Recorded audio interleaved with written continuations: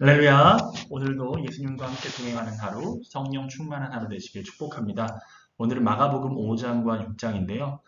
첫 번째 부분인 1절과 20절까지의 거라사의 귀신 들린 자, 거라사의 광인을 예수님께서 고치시는 장면을 한번 보도록 하겠습니다. 네, 1절부터 한번 보겠습니다. 예수님이 거라사인의 지방이라는 곳에 도착하십니다. 그곳에 더러운 귀신 들린 한 사람을 만나기 위해서였죠. 그는 무덤 사이에 거하고 살았는데요. 그가 무덤 사이에 거처했던 이유가 나오죠. 3절부터. 이제는 아무도 그를 쇠사슬로도 맬 수 없게 되었으니 이는 여러 번 고랑과 쇠사슬에 매였어도 쇠사슬을 끊고 고랑을 깨뜨렸음이라. 그리하여 아무도 그를 제어할 힘이 없는지라. 고랑과 쇠사슬, 착고와 쇠사슬로 외부적인 힘으로 그 귀신 들린 자를 통제하고 때로는 도와주려고 했지만 어떤 누구도 그를 자유케 만들 수 없었습니다. 그런 그에게 예수님께서 찾아오셨던 것이죠. 그는 주변 사람들의 도움을 받을 수 없는 상태였고요. 또한 자기 자신도 자기를 도울 수 없는 상태였어요. 5절에 보니까 밤낮 무덤 사이에서나 산에서나 늘 소리 지르며 돌로 자기의 몸을 해치고 있었더라 라고 얘기하고 있죠. 그런 그가 예수님께서 멀리서 보이시니까 달려와서 절하고 큰 소리로 부르짖었어요. 야, 이 모습을 봤을 때는 이 귀신 들린 자가 예수님을 알아보고 예배하는구나 이렇게 생각할 수 있죠. 그런데 그가 뭐라고 고백하죠? 지극히 높으신 하나님의 아들 예수여. 놀라운 찬양을 해요. 그런데 뒤에 나와 당신이 무슨 상관이 있나이까? 원하건대 하나님 앞에서 맹세하시고 나를 괴롭히지 마옵소서 하니 그가 예수님이 하나님의 아들이라는 놀라운 진리를 그가 알게 되었어요. 그는 알고 있었죠. 다른 사람들은 아직까지 알지 못했지만 이분이 메시아라는 사실을 이 귀신 들린 자는 알았어요. 그런데 그의 고백은 무엇입니까? 나를 괴롭히지 말아달라는 거예요.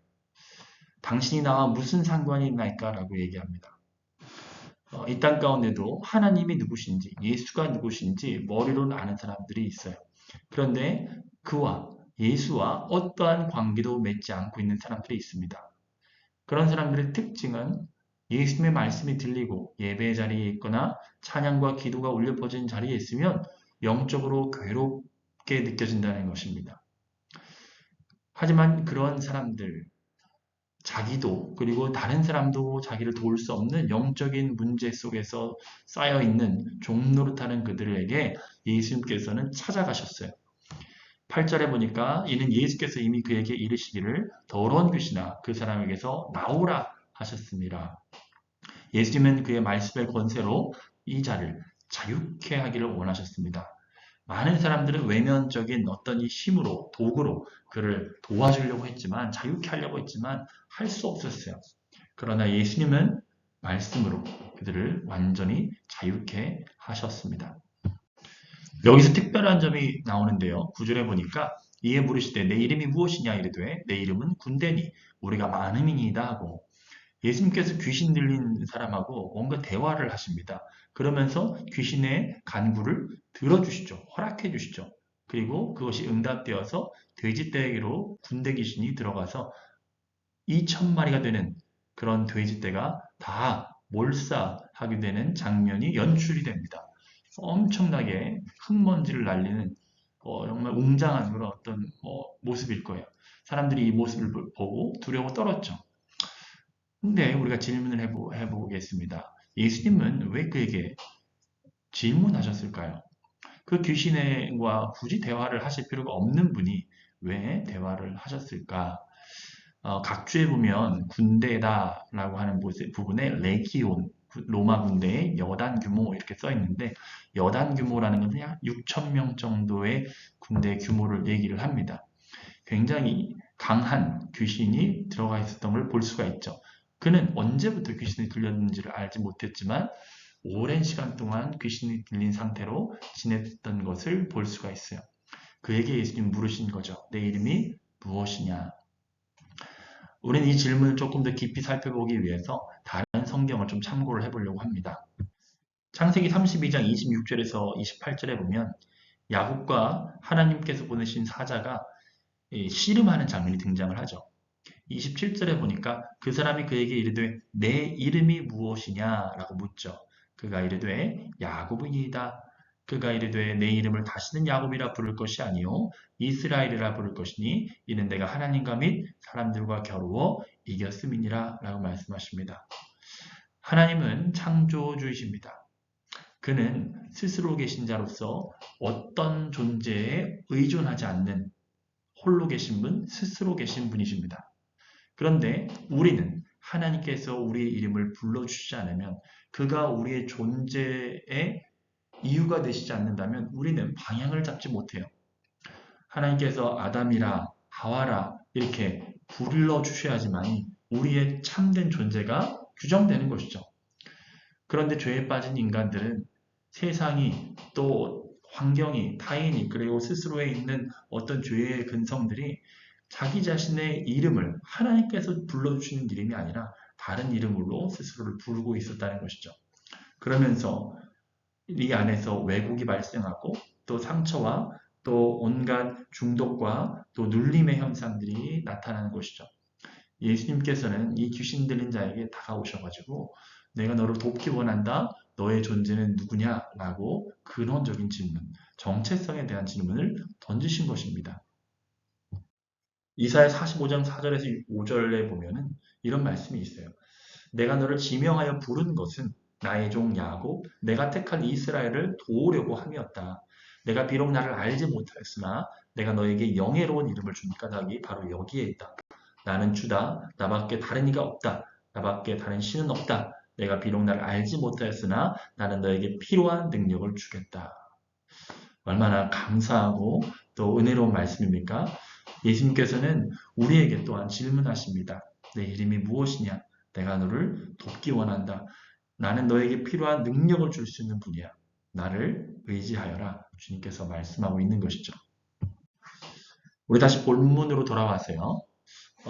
이제 그런 놀라운 상황이 펼쳐지니까 치던 자들이 다 도망해서 마을로 막 들어가기 시작했습니다. 그랬더니 사람들이 소문을 듣고 그 현장으로 막 나오는 거예요. 근데 막상 궁금해서 또 호기심에 왔던 사람들이 지금 벌어지고 있는 이런 일들을 보면서 처음에 가졌던 감정은 바로 두려움이었습니다. 사람들은 군대 귀신 들렸던 자에 대한 히스토리를 알고 있기 때문에 그는 변화되지 않을 거라고 생각했어요. 그런데 그가 정신이 온전해져서 옷을 입고 있는 것을 보면서 뭔가의 두려움에 사로잡히기 시작했습니다. 그러면서 돼지떼이를 본 자들이 예수님에게 우리 지방에서 떠나 주십시오라고 간구했다고 얘기하고 있죠. 거라사 지역의 마을 사람들은 왜 예수님께 떠나달라고 그렇게 요청했을까? 저는 처음에 이 본문을 묵상할 때 단순하게 생각해서 돼지떼가 아까워가지고 경제적인 손실이 크니까 다음에 더 큰 손실이 있기 전에 예수님께 떠나달라고 이렇게 얘기했나 보다 이렇게 생각을 했는데 물론 그렇게 해석할 수도 있겠지만 저는 이 말씀에서 이 두려움이라고 하는 단어가 다른 성경에서 어떻게 쓰였을까를 찾아보니까 여러 가지가 등장하는데 그중에 대표적으로 두 가지. 베드로가 처음에 예수님을 만났을 때 그 물고기가 그 그물이 찢어지도록 잡혔던 그 장면에서 나는 죄인으로소이다 나를 떠났소 하면서 두려움에 사로잡혔던 그 장면에서 또 풍랑이는 바다를 예수님께서 말씀으로 잔잔케 하시는 그 장면에서 제자들이 느꼈던 두려움, 그 두려움의 단어와 동일했던 것을 볼 수가 있어요. 이것은 무슨 의미로 제게 다가왔냐면 인간은 하나님의 존전 앞에 서면 두려워 떨 수밖에 없구나. 영계와 자연계와 인간계 모두 그 예수 그리스도의 그 권세 앞에는 모두 다 두려워 떨 수밖에 없구나 라는 것을 보게 되었던 것입니다. 18절에 보니까 예수께서 배에 오르실 때에 귀신 들렸던 사람이 함께 있기를 간구하였으나 여기 또 특이한 점이 등장하죠. 이 변화된 사람들은 예수님과 함께 하기를 원했어요. 그런데 또 더 신기한 것은 예수님께서 그 간구를 거절하시죠.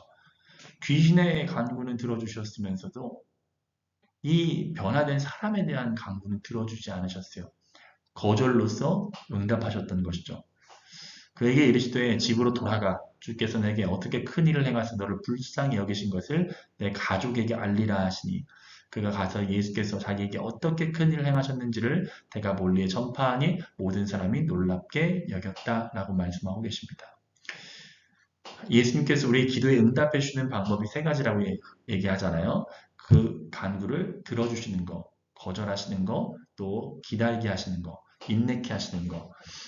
예수님은 그에게 거절로서 응답하셨습니다. 어떻게 예수님은 그러한 말씀을 하셨을까? 많은 성경학자들이 이 부분을 연구하면서 해석했던 것 중에서 제 마음을 가장 설득시켰던 것은 이 지역의 특수성이에요. 우리가 보는 이 지역, 거라사 지역, 그리고 데가볼리 지역은 이방인의 지역이었어요. 그것을 알 수 있는 것은 돼지를 키우는 곳이었기 때문에 유대인들은 돼지를 먹지 않기 때문에 돼지를 키우는 곳은 이방의 지역이다. 그리고 지도를 이제 성경 지도를 보면 이렇게 나오는데 이방의 지역에서는 사람들이 예수님에 대한 어떤 환상, 어떤 잘못된 기대 이런 것들이 없었죠. 왜곡되지 않았어요. 그래서 예수님의 있는 모습 그대로를 바로 전할 수 있었습니다. 그래서 예수님은 이 한 사람의 변화를 통해서 그 지역에 예수 그리스도를 전하기를 원하셨어요. 그래서 예수님은 내 가족에게 알리라 라고 그에게 사명을 주셨던 것이죠. 변화되었던 그는 그 큰 일을 행하심을 감사하면서 자기에게 행하셨던 놀라운 일들을 자기 가족에게 먼저 전할 뿐만 아니라 거라사 도시뿐만 아니라 그 도시가 속해 있는 더 넓은 데가볼리 지역까지 예수님을 전하면서 많은 사람들의 그리스도께로 이끄는 그런 선교사적 삶을 살게 되었던 것입니다. 이 본문을 통해서 두 가지만 정리해 보겠습니다. 첫 번째는 내 이름이 무엇이냐?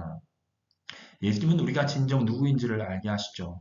고랑과 쇠사슬에 매여 종노릇하고 있는 우리들을 자유케 하시고 참된 나로 살아가게 하십니다.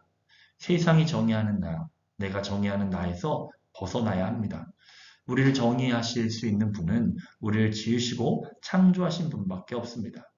아무리 강력한 군대가 우리를 에워싼다고 하여도 예수님이 우리를 부르시고 도우시니 우리는 쓰러지지 않습니다. 시편 3편 5절에서 6절에 이렇게 말씀하시죠. 내가 누워 자고 깨었으니 여호와께서 나를 붙드심이로다. 천만인이 나를 에워싸 진친다 하여도 나는 두려워하지 아니하리이다. 두 번째는 내 가족에게 알리라 라고 하는 부분입니다. 변화된 그 사람은 예수님과 함께 다니고 싶었습니다. 그러나 예수님은 거절로서 응답하셨죠. 영광스러워 보이는 직책을 갖고 소속되는 것보다 예수님의 사명이 먼저입니다. 우리에게 행하신 일을 알리는 것이 바로 전도이죠. 예수님은 지금도 우리를 보내시고 있습니다. 요한복음 20장 21절과 22절에 이렇게 말씀하시죠. 예수께서 또 이르시되 너에게 평강이 있을지어다. 아버지께서 나를 보내신 것 같이 나도 너희를 보내노라. 이 말씀을 하시고 그들을 향하사 숨을 내쉬며 이르시되 성령을 받으라. 아멘. 우리 이 말씀 분들과 함께 기도하겠습니다. 주여, 군대가 우리를 에워싼다고 하여도 예수의 음성이면 충분합니다. 우리를 변화시키시고 온전하게 하시는 주의 음성이 우리를 자유케 하십니다. 그 은혜를 주심에 감사합니다. 거절로서 응답하심도 감사합니다. 예수님이 보내신 그 자리가 가장 복된 자리이며 안전한 자리임을 믿습니다. 오늘 말씀을 깊이 묵상하시면서 하나님 안에서 또 승리하는 하루 되시길 축복합니다.